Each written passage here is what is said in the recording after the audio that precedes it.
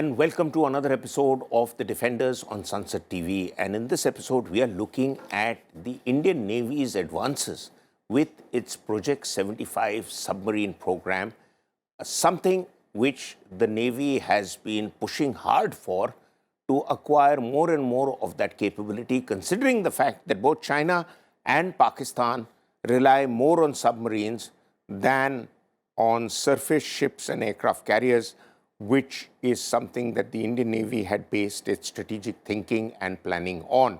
And we have two hands-on naval experts. We have Vice Admiral A.K. Chawla, former C&C, Southern Naval Command, and a man who has served at various important positions in naval headquarters. So clearly will be able to give us a perspective on some of these programs and what the Navy is looking at a few decades down the line.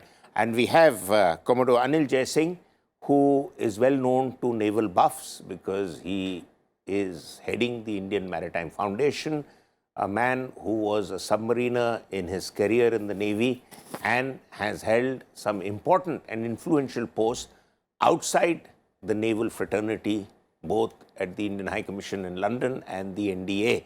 So I'll start with Vice Admiral Chawla.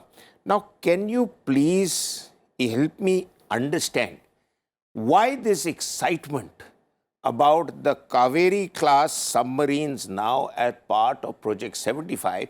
Because Project 75 had X number of submarines to be acquired by the Navy.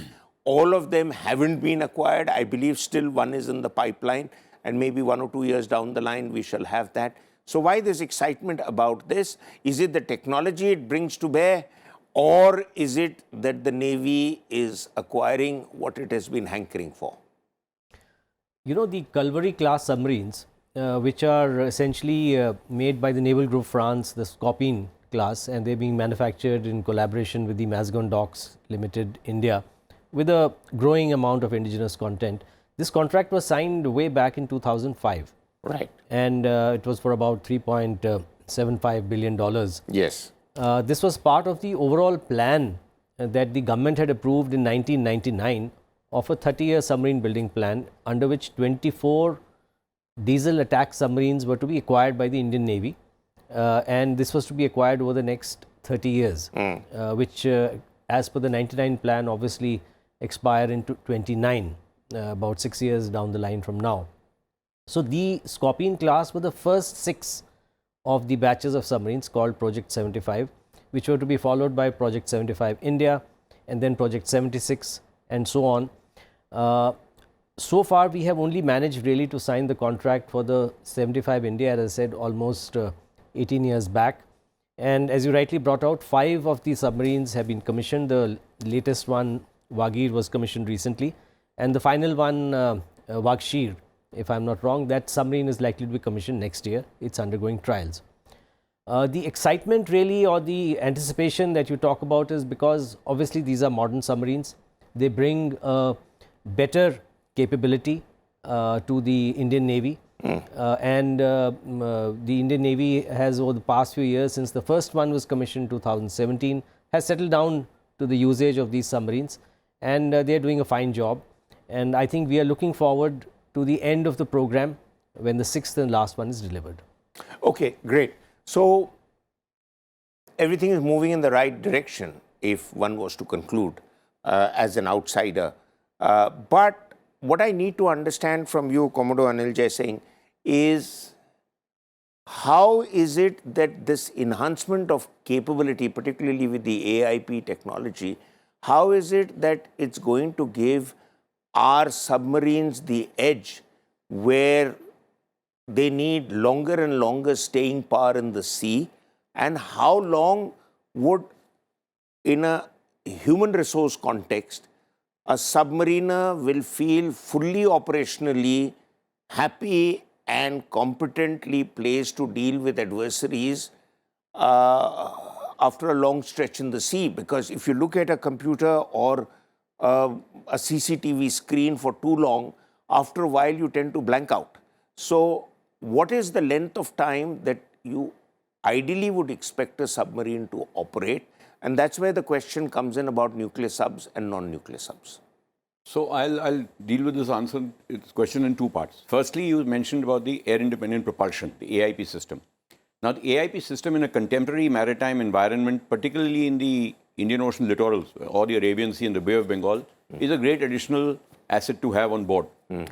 Unfortunately, India still does not have a single AIP-fitted submarine. Unlike our adversaries, Pakistan has got all its 3 French submarines have a French-made AIP. And the Chinese, of course, are building all their conventional submarines with AIP. And the 8 submarines they promised to Pakistan, now whether they will happen or not, given the current situation, I don't know, but are also going to have an AIP. As far as we are concerned, our indigenous AIP is under development. It is expected that it will be ready in the next 3 or 4 years, hopefully, and will then be fitted on these Kalvari-class submarines. So it's not there as yet. So at the moment, we do not have a single submarine with AIP capability in the Indian Navy.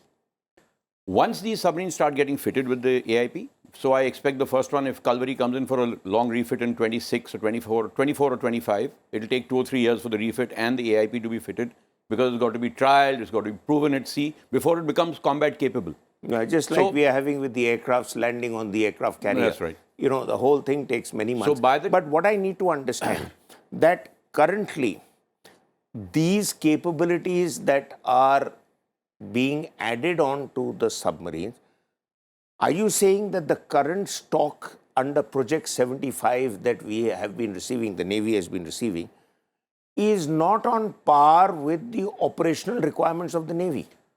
Well, let me put it this way. They are very contemporary submarines in design.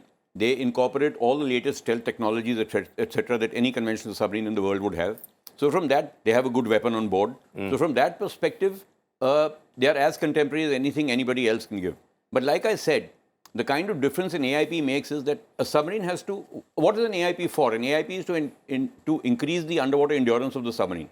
What happens now is that diesel-electric submarines have to come up to charge their batteries. Of course, they don't surface. We just raise the snorkel mast while we are dived at periscope depth, charge the batteries for 2 or 3 hours or whatever time it takes, because battery technology has improved a lot over the years, and dive again. But that notwithstanding, for those 2-3 hours or whatever duration of time the submarine has to be at periscope depth, it is vulnerable to detection. So that is a major... So in the contemporary environment, a submarine which has to come up once in 2 or 3 days, vis-a-vis a submarine which has to come up once in 10 to 15 days, is a huge difference. Absolutely. And that's the sort of difference an AIP brings to the submarine operations. So therefore, the seas are vast, and you could come out near the coast of Africa and then 40 days later appear near the coast of India. And it's difficult for those who are monitoring you to know, are you the same one who was seen there? I'm putting it in layman's terms. But like you mentioned about endurance, a conventional submarine, by and large across the world, are designed for endurance of 45 to 60 days at sea. Yeah. That is basically limited to the amount of ration you can carry, the amount of fresh water you can generate, etc. It's mainly limited to human endurance, not so much fuel or other things. That essentially does not change in the case of, even if the submarine has an AIP. It will still have to probably do a cycle of 45 to 60 days. What it will do is it will remain dive to deeper for much longer durations than otherwise. And won't need to come up to periscope depth as often as a non-AIP submarine needs to come up. And a submarine's basic USP is to remain concealed and stealthy at depths. Okay. So, a simple question. I would assume they are largely picked up by satellites and also from sea-based surveillance systems. How is it that submarines can be detected in the vast seas and the oceans that surround our country and some of the other countries? Does the world have the capability to pick up any snorkel that comes out and detect that that's a submarine and quickly put 2 and 2 together and say, oh, this is an Indian submarine that's floating around out there? Or do we base surveillance based on surface ships and equipment that is operating closer to our coastline? Your views? You know, this is a very complex question, because as rightly brought out by Comrade AJ Singh, the USP of a submarine is its stealth, and therefore it is designed to remain undetected. Now, the water is not a transparent medium like the air is, so obviously you can't see through it, though they are trying to make blue-green lasers and new technology to make it transparent, but so far It has not really been successful. So the only way you can detect a submarine is either by a sonar. That means either a shipborne sonar or a unmanned vessel. Lately they are operating unmanned vessels. The sonar that picks it up, or we have maritime reconnaissance aircraft who have radars or sonar buoys who can pick them up. Or yes, satellite technology is there, but that is since the radar cross section or the amount of submarine that comes out in layman's terms is very small. It's not that simple for a satellite to detect it. So currently you have to use a mix of these technologies, and therefore a submarine is so potent that if you put one submarine in the Arabian Sea, you'll have to put in at least 3 to 4 long range maritime patrol aircraft, a large number of ships, etc. to try and locate it. Okay. So it is not that easy. Limited resources are scattered just trying to locate a submarine. Absolutely. That is the USP of a submarine. So that is the reason why AIP is important, that it will keep you submerged for longer, and that obviously makes it that much more difficult. Okay. So, Commodore Jai Singh, I need to understand another point, that a Ministry of Defence statement that this newest induction of submarine has enhanced the capability of our armed forces, let's say our maritime forces, not armed forces in general, because it has the capability of conducting intelligence, surveillance and reconnaissance activity. So that's one vertical I want you to address. And the other is it can launch marine commandos for special ops as well as state-of-the-art torpedo decoy systems and whatever else. So was it that the earlier subs that we had as part of Project 75 didn't have those capabilities? Was it that we felt the need for it and therefore it was built into this, or this is part of the graduated process of enhancing capabilities? Well, all the three capabilities you mentioned, ISR, landing special forces, have been exercised by submarines for years and years and years. They are essential roles of conventional submarines. We've been doing it all our lives. What happens now is, because the submarines have become more silent, because of better technologies, you can probably do all that a little better. Your radars are better, your periscopes are better for ISR, your sensors are better, you're more silent, so you can probably go into shallower waters without getting detected. So you can land your special forces that much closer and that much more clandestine in terms of not getting detected.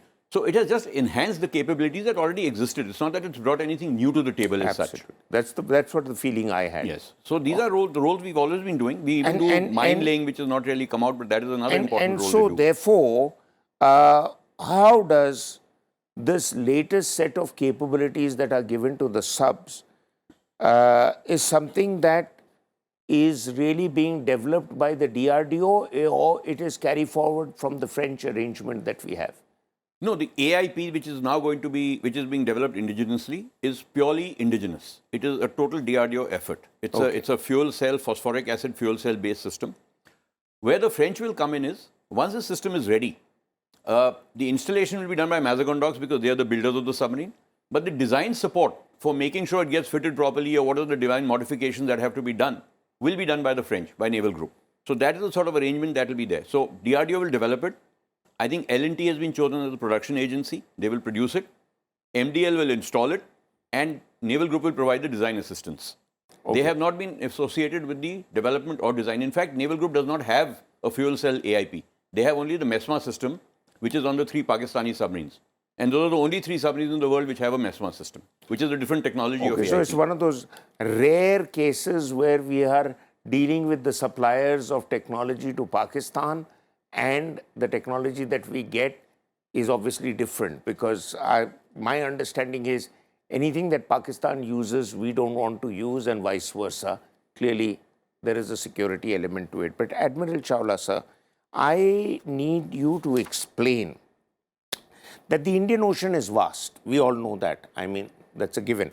But it's an attractive area for increasing operations by the People's Liberation Army Navy plan because of the vastness of the Indian Ocean. And recently, there were 1 or 2 Chinese subs that showed up in Sri Lanka, obviously causing concern with us. What is it that the Chinese could be looking at doing further so far away stretch from their mainland? Because are the Chinese using nuclear subs? Or are they hoping that friends like Pakistan would sustain their submarine program, because Gwadar base has been given to the Chinese, virtually handed over by the since deceased President Musharraf? Your views? You know, this is a very important question, and our viewers need to understand that China has ambitions of becoming the sole superpower of the world, which is called the Chinese dream, which their president has espoused as far back as 2014. And to become the sole superpower of the world, they have realized that they cannot become that superpower unless they are also the preeminent maritime power of the world, because historically no country in the world in the last few centuries has ever become a superpower without having without being a maritime power of the first water. So they have started their maritime build-up from 1979 onwards very assiduously, along with the opening of their economy. They realize that their major markets and their major resources lie in the Indian Ocean and then onwards to the Mediterranean Sea and the Atlantic. But the first port of call is the Atlantic Ocean, and not surprisingly, because the Pacific Ocean is dominated by the US. And therefore, they have So they are looking at going to the Atlantic Ocean through the Panama Canal. Absolutely. Or Terra del Fuego, which is the bottommost island in South America. Either way. But essentially, they have a plan to dominate the two oceans, which has been espoused by them in 2013. And their latest maritime strategy is called Far Seas Operations, which means that they will require, or they already have, blue water platforms. And therefore, the plan to dominate this area is not just for security purposes, it is also to perpetuate their economic growth, to secure resources. And their trade routes. And their trade routes, and eventually their markets. And that is why the Belt and Road Initiative that has been initiated is exactly, and the maritime part of that, the Maritime Silk Road, comes through the Indian Ocean. Okay, great. I go back to my lessons learnt in geography and makes me nostalgic. But Commodore Jai Singh, what is it that is delaying the French in handing over an arrangement to us that will allow India and France to also produce a nuclear sub, now that America, UK and Australia have done the AUKUS arrangement for a nuclear submarine program, and France has been long-standing supporter of India in a variety of areas, from a seat in the Security Council to being one of our first strategic partners. So what is delaying in providing us the nuclear sub capability, though the Russians have used a euphemism of lease to give us a capability? But can we look at making one with the French? What are the hurdles? And the second thing is, if the nuclear submarine capability comes in, and assuming there is an X amount of money that is available for the submarine program, so would we be lessening our total inventory requirements from 24 submarines to say 20 because we have the nuclear capability? Okay, so firstly about the possible French-India nuclear submarine cooperation. I think this is a new thing which has started now. Till last year, till the Ukraine conflict happened, I think we were quite firmly convinced that Russia would support us in our nuclear submarine program. Never before has any country given another country a submarine on lease, a nuclear submarine on lease. We've already got two, and we are going to get a third if that contract goes through, which had been signed a couple of years ago. So, and also Russia has supported our ballistic nuclear missile submarine program, the indigenous program. So obviously we were very close, working very closely with the Russians. I think what has changed now perhaps is the Russia-Ukraine conflict and a probably realignment of global geopolitics and the political sort of dimension, security dimension. And France has taken this as an opportunity to now talk about offering nuclear submarine technology. So I think even if India is talking, which I don't know whether they are, which I suppose they are, because the newspaper reports do indicate that they are talking about nuclear submarines, it will be a while before we can probably mature this into an actual arrangement where they would support our SSN program. And we are not talking about nuclear attack submarines. What is the delay? What's the hitch? It takes time. It's nuclear submarines because I think France has some restrictions on even transferring nuclear technology. Is and particularly it when it comes to nuclear military technology, I'm sure there will be internal dynamics within the country which will need to be addressed first. Okay. Perhaps. So it's the internal politics of France. Yeah, perhaps for us it is, if we decide to go with the French, we are kind of breaking away from the Russians. That is not going to be easy for us to do because they've been supportive of our nuclear submarine program for many years. Indeed. Secondly, the French reactor is of a different technology than the Russian reactor.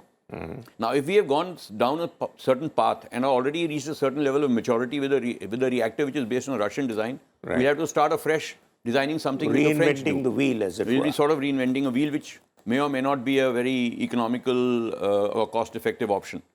But I think finally it will be geopolitics which will prevail. India and France, this very deep strategic relationship which France is looking to continue building upon. I think these are the factors which will finally decide it. It will be more of a political decision than a military decision as to whom we are going to go for SSNs. But the bottom line is we need the SSNs. What would be the Navy's input to the politicians? That's a difficult one to answer. No, why I'm saying is because they'll take a decision based on what the services tell them. I think the services will define the requirement. I don't think they will decide which reactor. No, they can't decide. That the political leadership will decide. So I think they will define the requirement. Seeing the French SSNs vis-a-vis the Russian SSNs, I think both have equally good technologies. They may be different technologies, but both have very mature nuclear submarine powers. And ultimately, a decision of this magnitude involving a cost of whatever number of $1 billion to build SSNs, it will be primarily a political decision based upon the Navy kind of defining its requirements. No, so there will be huge cost. There will be a reinventing the wheel, and they will be upsetting the Russians in a way, upsetting the French that you can't have both. You have to make a choice either way. So I think, yeah, but I'm still looking for the day that India can have its own nuclear submarines. Well, India's nuclear submarine program, attack nuclear submarine program, I think is already getting delayed beyond an acceptable limit. Because even if everything were to go well, I don't think our indigenous SSN, the first one, and probably Admiral Chawla will bear me out, will get commissioned before 2040. Now, there's a huge time delay. The Chinese are going to be in the Indian Ocean in large numbers in the 2030s with their aircraft carrier battle groups. And one way to restrict the options available to that carrier battle group to operate in the Indian Ocean is to have a couple of SSNs floating around somewhere where their fleet is operating. No, absolutely. Which is beyond the scope of conventional diesel electric submarines. In fact, takes me back to the 71 war when the Americans brought in the 7th Fleet. It was also the fact that the Russians' nuclear subs were operating somewhere in the Bay of Bengal region that made the Americans very uneasy. But Admiral Chawla, I want you to explain a bit, you touched upon it briefly, about the Chinese looking at supporting their economic agenda or the agenda to dominate the sea lanes, and particularly all this debate that's happening about the movement through the sea lanes, particularly South China Sea. How is it that the Chinese are impinging on our own economic zones, our own sea lane agenda? Because in South China Sea, we don't have a sea lane issue there with our goods coming from the Gulf getting blocked out by the Chinese. More, we could probably play a card or two in the Straits of Malacca, which would put the Chinese in a spot. So where is it that the Chinese could come in and interfere with your EEZ agenda or your economic sea lanes? You know, to come into the Indian Ocean for China is not that simple. As you yourself said, they are pretty far away from this ocean. They have to pass through a number of choke points, as we call them in the maritime parlance, to come here. But what they have done is, because their maritime geography is very disadvantageous, they are surrounded by 2 or 3 chains of islands, their entire coast.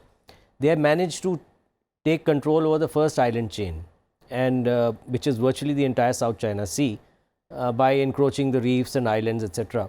So that is now pretty much, I would say, firmly within the Chinese sphere of influence, though the Western navies try to do freedom of navigation operations. But that was their first agenda. It's been laid out by them, was to obtain control of the first island chain so that they safeguard their coastline from enemy attack. Now, thereafter, they have started spreading out because they want to be the sole superpower of the world. For that, you have to have principally economic power. As part of their entire comprehensive national power, maritime power is important.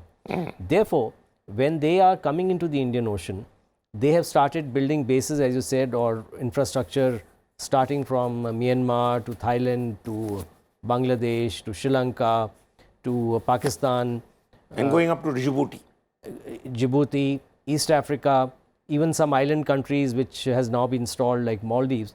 So how it disadvantages us is that, you know, the Indian Ocean was before in the last century principally dominated by the Indian Navy, and of course there were extra regional powers which were friendly to us, largely friendly to us, like the UK and the US.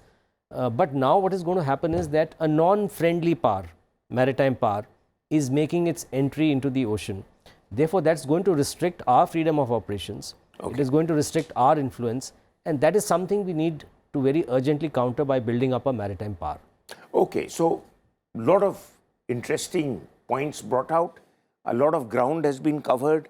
I stand better educated, and I hope you all are. Quite clearly, the maritime challenge is the challenge of the future, and we have two men who have been hands-on experts and commanders of our fleets in the high seas. And I wish more and more of us attempt to understand what the Navy is doing. And thank you very much for watching, and thanks for your wisdom. Until our next episode, goodbye.